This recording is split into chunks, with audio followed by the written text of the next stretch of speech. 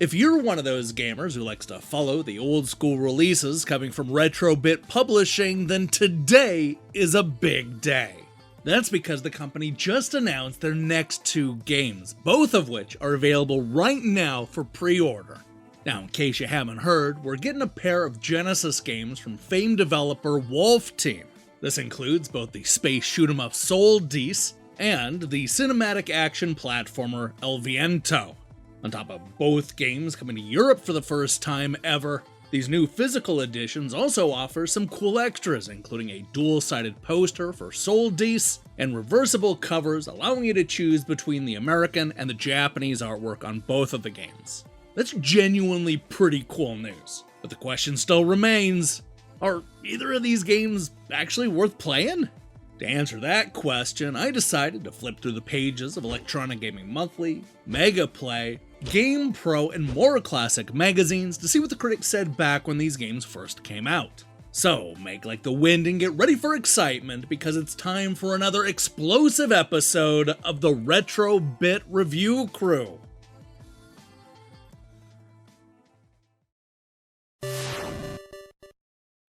The first game we're going to talk about today is Sol-Deace, which is not to be confused with Sol-Feace. Actually, you know what? Go ahead and confuse me, because they're basically the same game, only that Sol-Deace is on the Genesis, and Sol-Feace is on the Sega CD. Aside from the soundtrack and ending cinema, the 2 games are practically identical. Now, when it comes to Retrobit, they're going to be releasing the cartridge-based version, which apparently only came out in North America. When we covered this in our Game Over series a couple of years ago, pretty much everybody agreed that Sol-Deace had the better ending.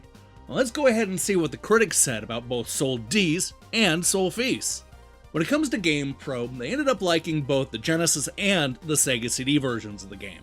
Giving Sol-Deace a 4 out of 5, critic Boss Music boldly claimed that Renovation's latest shooter will be a contender when the 1992 Shoot 'em Up Awards roll around. Don't think twice about selling your soul to Sol-Deace. 9 months later, GamePro gave Sol-Feace a slightly higher score of 4.5 out of 5, though seemed to like it a little bit less. This game falls on its feast. Oh boy, hold on, let me try that again. This game falls on its feast with limited power-up weapons and fewer levels than you'd expect from a CD game. However, this game is still good for your soul. The editors over at Mega Play weren't quite as sold on the Genesis port of the game, with some critics loving it and others coming away unimpressed. Mike said that if you're looking for a tough shooter, this is the one. While not containing anything revolutionary, Sol-Deace is just a solid version of the tried and true blast anything that moves. A good challenge. Bart agreed. As shooters go, this one's very intense and offers a decent challenge. The graphics are not spectacular, but the bosses are very cool. Mega Play gave Sol-Deace an average of 7 out of 10. Now that's slightly lower than where most of the critics were at the time. Sega Visions went as low as a 75% for Sol-Deace, Computer and Video Games went as high as an 89%, and Megatech split the difference at 80%. And then there's Sega Pro, who called it a superb shoot-'em-up, but lacks levels considering the high asking price. They praised the graphics, sounds, and inventive bosses, all of which added up to a pro score of 84%. Yeah, this is around where I would rank it too, so I'm definitely excited to get my copy of Sol-Deace from Retrobit.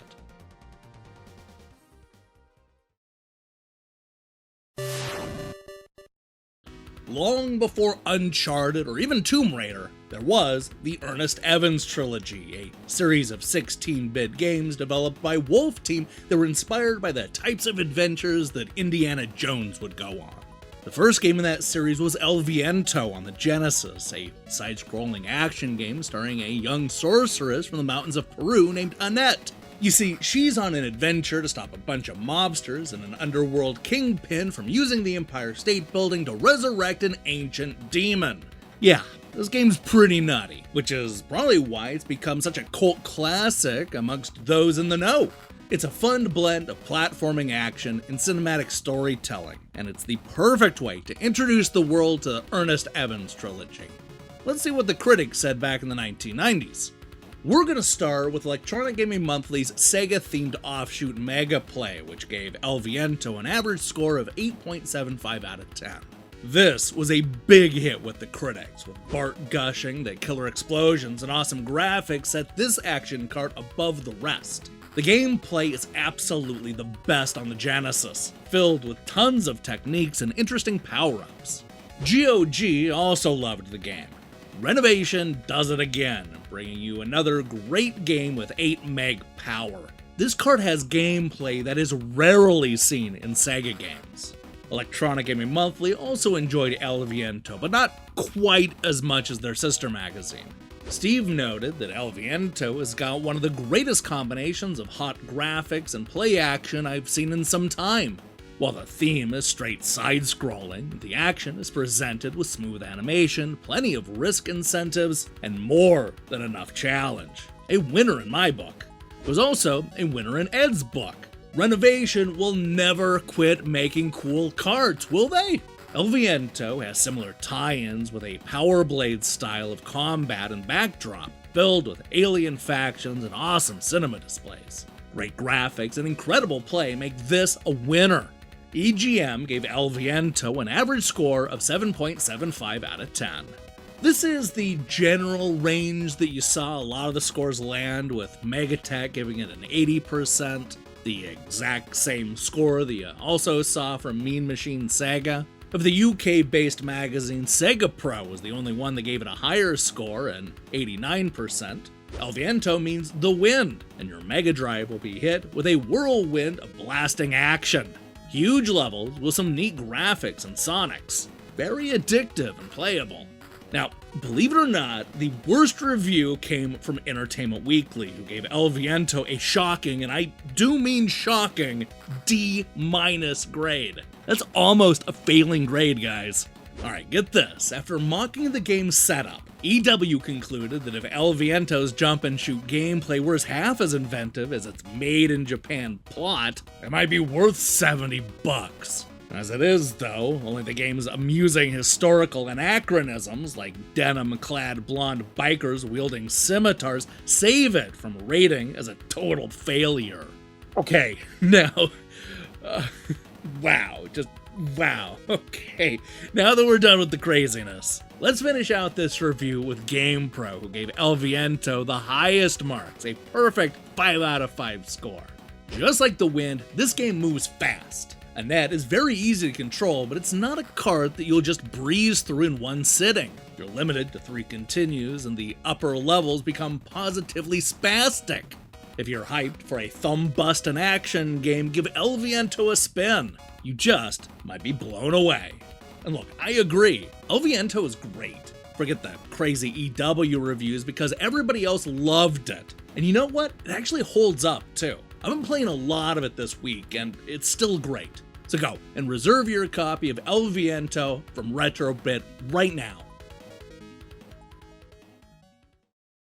Hey, thanks for watching me talk about these classic reviews.